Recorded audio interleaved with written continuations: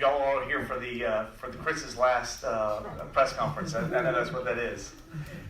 And I know seeing Andrew here, I knew he was asking if there was any football play this weekend. I said, just a smidge, just a few games. I think the teams that wear orange and blue were the victors, as well as our own Escambia High Gators moving on to the championship. And I guess Martha must have taken a little bit of orange into their logo as well, because I see UWF, and that's awesome. They're still continuing to go into beat Valdosta State. That's a great thing this past weekend. But the gridiron certainly was good to the teams in orange and blue, so it was a good weekend. Hopefully everybody had a great Thanksgiving with family. We certainly had a good time.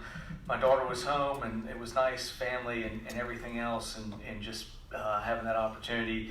But it's back to work at the City of Pensacola, and we're back hard at it. A couple of things I'm going to talk about, and I'm going to end with what's in front of us. But again, the paddling trail town hall is today. District 6 Councilwoman Ann Hill will host a town hall meeting at 4 o'clock today in the WIBS conference room to provide information and gather public opinion about the vision of Pensacola Paddling Trail. Again, the vision is for the project to connect Pensacola Bay Paddling Trail from Bars Park to Sanders Beach, and not only maps public waterfront access and launch sites, but also ties in other nature trails and tourist attractions. So we think this is a great thing. Again, we're trying to look at everything from Bruce Beach, Sanders Beach, Bruce Beach, all the way across into the bayou and all the way up to Bars Park. As you know, that's one of our projects right now, looking at a landing up there at the very north end where Carpenter's Creek empties into the bayou. So I really appreciate Councilwoman Hill taking that up. Also, this week, the joint city-county meeting, just a reminder that the City Council and the Escambia County Commissioners this week will take place on Wednesday, December 4th at 10 a.m. here at City Hall in the Hagler-Mason conference room right above us. So we will be here at 10 o'clock at City Hall on the second floor, and we hope to see you there. We also have coming up here in December next week, I see Derek just walking in, FDOT Cervantes Street public hearing will be coming in at the on West Cervantes, and I'm sorry I was a week late. The actual time will be Tuesday, December 10th at 5 o'clock with a formal presentation at 5:30. Followed by a public comment period. It'll happen in the Fricker Center, which is at 900 North F Street, and we're looking forward to it. So if you, again, we've been tracking this, we've been working with them. I will say most of the things in there I'm agreeable to. We still had a few things that we were continuing to work with DOT and maybe had slight differences of opinion, but I certainly appreciate their willingness to give and take on this and come back to the public. And more than anything else, I hope you show up and make your public comments because the city has certainly made our public comments known, but I think it's often good for DOT and state agencies to hear from you.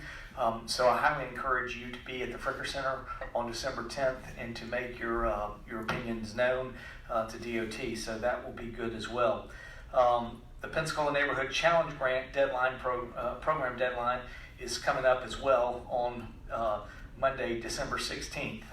So again, if your neighborhood applications for the fall cycle, the grant went out. It's a matching grant program that provides City of Pensacola neighborhood associations with funding to complete neighborhood improvement projects. These funds can be used for various neighborhood initiatives, including beautification projects, signage, sidewalks, and other improvements to public property. So to learn more, apply and visit us. Visit cityofpensacola.com. The deadline again is Monday, December 16th. Also coming up here, December 13th deadline is the Haas survey. Please remember to fill out your annual resident satisfaction survey. It's now underway through the Haas Center. We're asking all residents to take the time to complete the survey.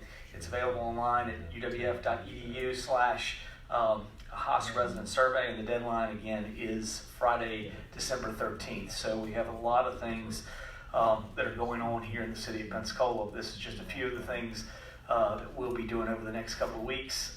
But there is one thing I wanted to call your attention to. I happen to serve on a task force for the National League of Cities, which is a presidential task force. They have asked all of us that when we came home from the League of Cities meeting to whenever we had the opportunity in the podium to make people aware of what the league is looking for. And this is about leading together. And if you see My purple pen, obviously these are purple. This is a bipartisan effort working together to create initiatives that we would like all of the 2020 presidential election candidates and whoever is the winner, that they will look to institute these things within the first 100 days or begin to put plans together for working together with cities.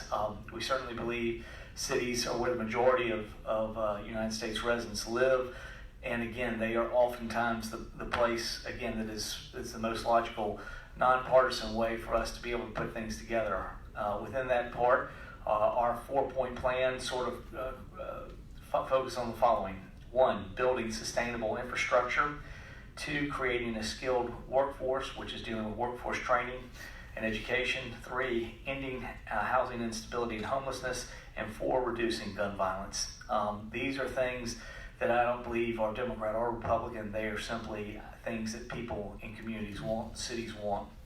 And regardless of what happens, we want that. Now let me say, I certainly have had nothing but open arms whenever I've gone to Washington in dealing with the current administration. But again, from our standpoint, whatever happens, and we hope that the current administration will make a commitment to these as well. We hope every candidate will make a commitment to these things and begin to work forward with cities. This is our whole idea of what we'd like to do, and we want to come out to the press in our respective areas and ask them to look into these things, because I think these are all things that all of us would want, and I think they'll make for a better community and a better United States. And so I certainly believe that cities are the place that these things are handled at from a very basic level, and any work we can have. And I think if you come to there's a press conference on Wednesday that just shows a good example of us working with a federal agency to reduce gun violence. So again, these are all things that we think any person's going to want, and we would ask all the presidential candidates to make a commitment to working with cities to do this. The city agenda also highlights values that are including respect, partnership, inclusion, and accountability. And the task force is calling on all the presidential candidates to endorse the city agenda, united in belief that our country is strongest when levels of government work together to protect and advance the priorities of America's communities and their residents. So again, that's what we're going to be doing going forward. You will see us continue to focus on leading together. We think that's the message we want to send from the cities. It's how we work with federal agencies as we move forward in the next election, and we hope that every candidate will sign on to that agenda. So again, with that, I will open up for questions and be happy to answer any of your questions. On the leading together, I've been trying to wrap my brain around this because I'm puzzled by it. Something that Democrats, Republicans can all agree on, that's uncontroversial. What sort of things would those be that you can't just do them now? Why do they wait for a presidential election if it's so obvious and universally supported? I think what we're looking for is a commitment. The biggest thing that happens is I think at the end of the day, cities are where these things get implemented. What we need is funding and partnerships. So those are the things we've been trying to build when we go up there. Now again, I've had no problem in building these kind of relationships. This is stuff I was in Washington in October. But I do believe from our standpoint, we would like to see a commitment that says from an executive level, hey, we're willing to make these commitments and direct our agencies to work on these initiatives. I certainly appreciate the U.S. Attorney. We're going to have a press conference on Wednesday talking about ways that we've had the federal government help us find ways to reduce gun violence. But I will tell you on that committee, there were several cities that are having difficult time. And again, all of these things, you look at it and you say, well, golly, these sound like things that would help Pensacola. They help all the cities. All cities are dealing with these same issues right now. It's amazing to me, how many different ones I talk to, regardless of region or big or small. I mean, we were one of the smallest cities on that task force, but there were some very large cities, and there were some smaller cities like us. But again, we all tend to be touched by the same things. When's that press conference going to be on Wednesday? I'll be sending a media advisory today. Have you heard back? Has the league heard back from any of the candidates yet? We are just unveiling it this week, coming out of Thanksgiving. We came out of San Antonio to release this. So the National League started doing some press releases, I think, last week. But obviously, Thanksgiving is not the best time to try to send out news. So we all kind of made the commitment that we would come out of Thanksgiving break and make this. John Daly, the mayor of Tallahassee, is on it, and I know, seeing Jim here, I believe that the Democrat is also a Gannett paper, and so I think John and I are going to pen an editorial together that we hope will happen here, not only in the News Journal and the Democrat, but also be taken across other Gannett papers as we look at doing this. And John and I are excited to kind of, be it. I'm a Republican, he's a Democrat. We bookend Northwest Florida, and I mean, the chance for us to both be on there was great. What you don't realize is the Tallahassee, from a city perspective, is actually one of the 10 largest cities in the state of Florida. Now, again, Escambia County is much larger than Leon County, but whereas we have a very small part of the population in Escambia County, Tallahassee has almost all the population within Leon County. But again, I certainly, John's been a friend of mine. We were county commissioners together. We're now mayors together. And I think we bring a unique opportunity, certainly from our region, and both of us are committed and worked on some of these things, how we work together. And again, I think it's a focus of, I mean, no matter what we say, Andrew, it's crazy for whatever reason. It's like if we get to the state or federal level, somehow or another we can't work together. But at the local level, it doesn't really matter. I mean, I love John. He's a great guy. He's a different political party than me, but that doesn't stop me from having a good relationship and finding out how to make solutions. And I think that's what another thing that the cities want to see happen, and try to figure out how we can move this agenda forward that will actually produce tangible results. On the West Cervantes issue with the public meeting coming up, what is the city? You mentioned there have been some give and take. What is the FDOT given to the city, or what happened? FDOT has moved down considerably on what they had fencing and looking at some other things, natural. We're going to do a lot more landscaping planters, and landscaping, which I think will be much a nicer amenity for the area. So I believe those things are happening. Again, we would have liked to have seen almost everything come down. There are some challenges that we work with in some smaller sections of median because of turn lanes and a variety of other things. Your editorial this weekend about the lanes being narrow, they are going to be narrow, and it's going to chicane. There are a couple of things that we had different.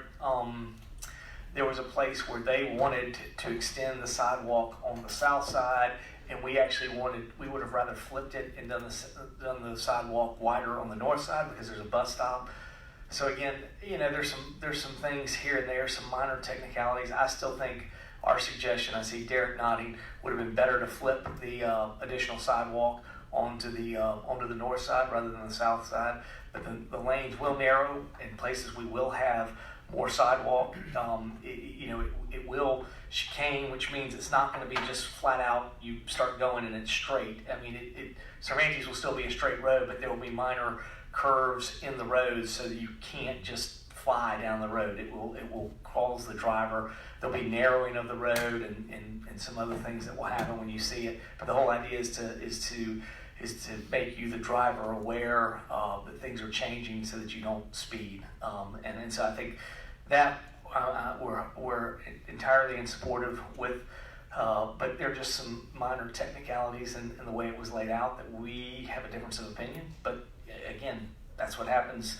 Two different people lay out the same plan, and we just kind of said, hey, we'd rather do this or rather do that. But we're continuing to make our comments known. We hope the citizens will show up and make their comments known, and from there we can work. But I really appreciate Derek and Mike Z and our team and Kareth really coming together and spending time with our staff and at least feeling like they put in our opinions.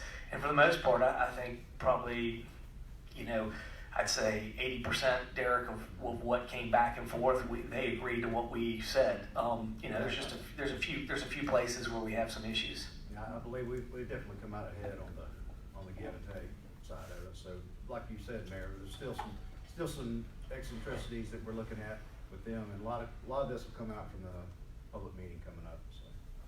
Again, we felt like there should be wider sidewalk where the buses are, because that gives more people chance in a wider sidewalk to stack there. But anyways, I mean, these are some small technicalities that we're working through. So it's just, those are things we've discussed. What about the barrier in the median? The barrier in the median has mostly come down. There are some sections where it was up more than what we expected. That will come out, and comments will be able to be discussed. But for the most part, it's down, except in some areas where the median is fairly small. And so they had a good landscape buffer. We asked them to use landscaping as opposed to barrier. And we asked them to do it entirely through the whole thing, except we made one concession when we originally met with them, of a railing where in front of the place, I think it's an inn in Cervantes. There were about 7 or 8 red dots, which were pedestrian being hit. Yeah, pedestrians being hit. So we did when the first time we met, we said, we get it, we understand that's a problem area, and not only that, you either can go to Pace or you can go to between M and M. They're going to have a crosswalk, a pedestrian accentuated crosswalk. So we felt like if we could move those people walking across the street, if we could move them to the proper places to cross and get them to cross there, that wasn't a bad thing. We asked for it to come down the rest of the way. I believe there are 2 other spots within the stretch within the city where they were having a partial place of the fence. Again, we have made comments against it, and we're just trying to continue to work through it. The comments we made for landscaping, we were told by DOT that the problem was it was too narrow in those areas, and that's why they were putting up the fence, because it's either a turn lane or a variety of things, so it shrinks down the medium that they have to work with, and they were putting in the fence. So in those areas, we've given our verbal objection, but we'll look forward to meeting with the citizens on the 10th of December. So when you talk about a landscape or barrier, are you talking about like a hedge or something? No, we're talking about having planters with natural stuff, or just regular plantings, much like what you see on Bayfront or on Main Street. Our whole idea is to landscape a median, so it's not just going to be a grass median. We feel like too many times grass medians create a sense of speed and everything else, and so when you have other things there in the median, it both creates a better attraction, and it provides at least some deterrent that the road is tighter. Let me say, the road is going to be tighter. It's not going to be. It's going to be a tighter road, and it is going to chicane, and there will be accruing sidewalks on the side, which was something we really wanted. We think that'll be better for walkability. Again, there's some issues of placement. We would rather have in one section the sidewalk be wider on the north side where there's a bus stop rather than the south side. These are some of the technicalities that we argued. Yes, Derek? To get an idea of what the landscape template is going to be like, just like the mayor said, it'll be some of it will be like Bayfront Parkway, and then some of it will also be like where Alcanese comes into Garden, where that's heavily landscaped, those medians. So we're looking at a combination of those type of landscape templates for Cervantes. And where the median is wide enough, there will not be a barrier, but where it's medium width, they're looking at using like an elevated planter box, if you will. So it'd be a combination of ground level plantings, like the mayor said, some planter boxes, and then where they can avoid it, there will be some low level fencing. Those were the comments. Again, that we saw and we made with them. I feel like 80% of what we asked for and modifications we got. I'm not saying we got 100%, but we're working on that. And what we told them is we'll look forward to seeing citizens there, and we'll make our comments known at the same time citizens are.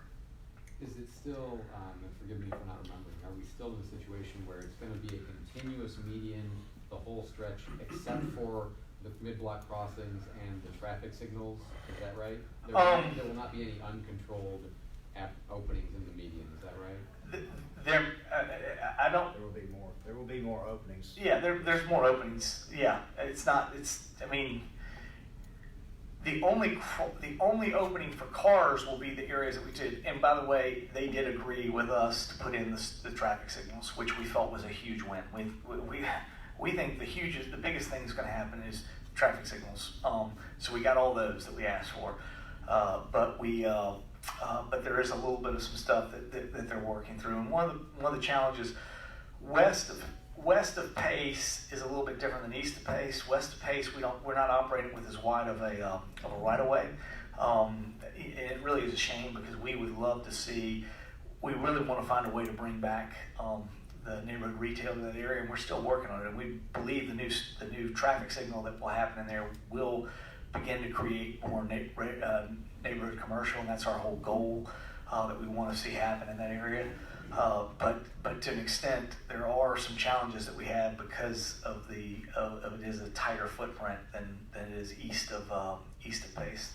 What does the chicaning do to the possibility of U-turns? Because if you're making it so that people can't get to their natural place, left turns, they're going to be wanting to make U-turns. Chicaning would make it, I imagine, would make it more challenging. Where the chicaning is, you can't turn anyways.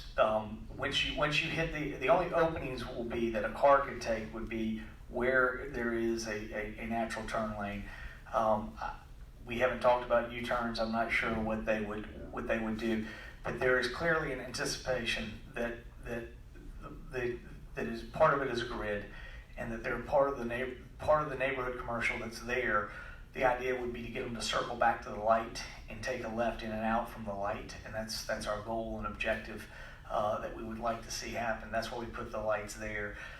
So the idea is if you are mid-block, that you circle back around. If you're on the south side of Cervantes and you want to go back west from, say, the Elbow Room, you turn back on the side street. You go down to Gadsden, go all the way back over to R, come up to the road where the light is, and take a left going back. Wow. I mean, I think there are things that we'll have to learn, and it will change our behaviors. Again, it's not a perfect situation, but right now our behavior is to drive that area as fast as possible and not really deal with some of the other issues we have with the challenges that I said. That really has become almost a wall to pedestrians because they won't walk across it. And the ones that do end up, we have a lot of pedestrians getting hit. So I think if we're really serious about changing behaviors, that's one of the things we're going to have to start doing. And I think this begins the process. Is it perfect? No. We're not 100% perfect with it, but we do appreciate the working together.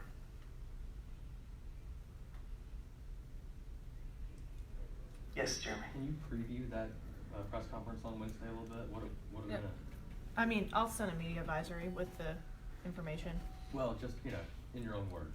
My own words, we'll be there with all the people that have been participating in this gun task force over the last 90 days, and they'll be discussing what's been happening with it. Have y'all met with the attorney's office? I mean, our police department's meeting with them all the time. Well, but you were saying that you had been trying to meet with them, like this was a few weeks ago. Oh, yeah, okay. Yeah, I mean, from that standpoint, we have met and talked about some things that we want to do going forward. I think that will be talked about in the press conference. You will be there Wednesday, Jeremy. Be there Wednesday.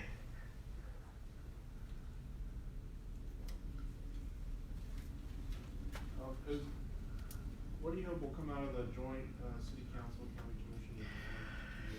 commission? I think we have made a real commitment trying to figure out affordable housing. And I'm not saying we figured it out, but I'm saying we're making a commitment to begin that process. It's clearly been one of the issues.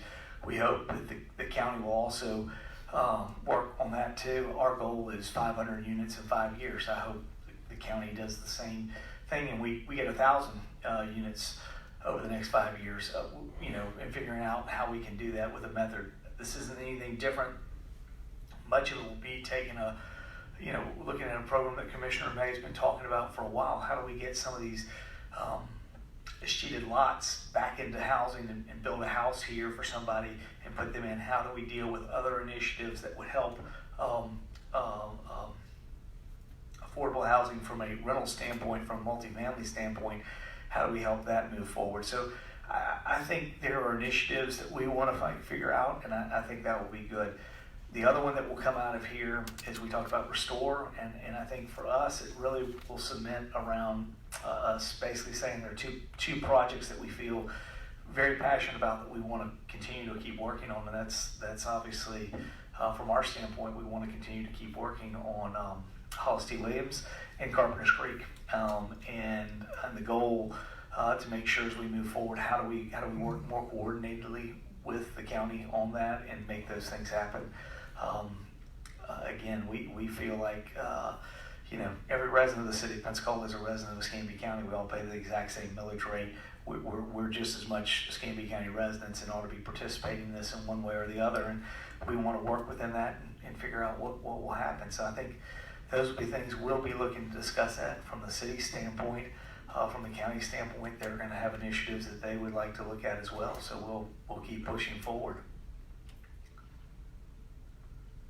You mentioned Hollis T. Williams.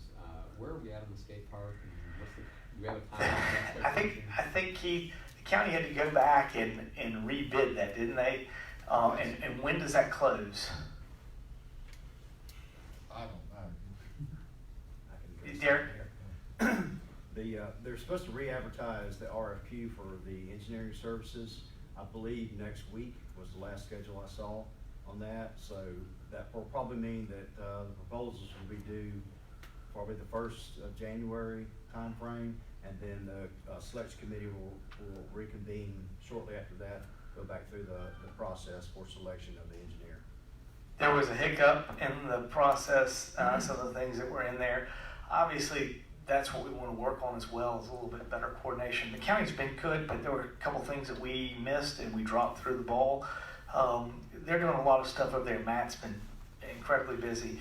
We just want to work and make sure that we're coordinating. And if the county needs our help in any way, how do we, put our people in that process to help as well as possible.